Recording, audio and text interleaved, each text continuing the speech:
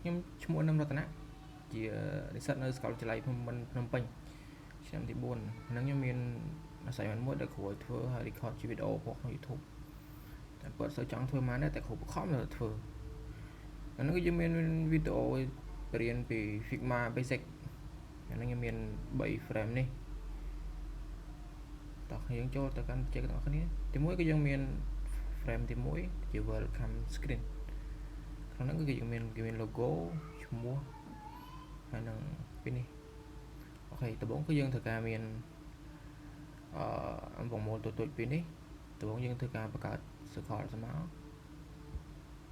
ហើយយើងធ្វើការគូអូខេទី1គឺនៅនេះអូខេដាក់វាប៉ុណ្ណេះមកយើង add color វានេះ color យើងគឺយើងបានបង្កើតជា variable ហើយคลิกលេខមួយមកយើងនៅមាន circle មួយទៀតគូវាមួយទៀតមក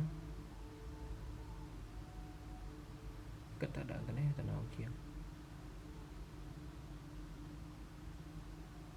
add ពណ៌វាហើយយើងកន្លែង add ពណ៌ហ្នឹងគឺយើងអាចឧទាហរណ៍យើងមានពណ៌ថ្មីមួយ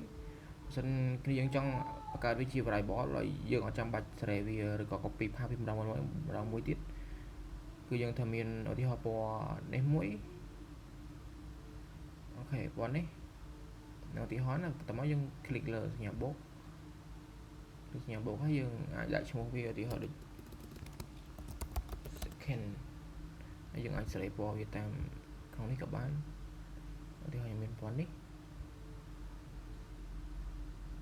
ហ្នឹងហើយបន្តមកយើង save វាដោយឈ្មោះយើងជា second variable color នេះហើយយើងក្នុងនេះយើងអាចដូរពណ៌វាក្នុងនេះយើងមានជា main ឬក៏ second ហ្នឹងដោយយើងអត់ចាំបាច់សេរីពណ៌ថ្មីគឺយើងអាច click លើ variable ទៅលើ frame ណាដែលយើងមានពណ៌ដូចគ្នានេះ main ដែលវាចូលក្នុងនេះ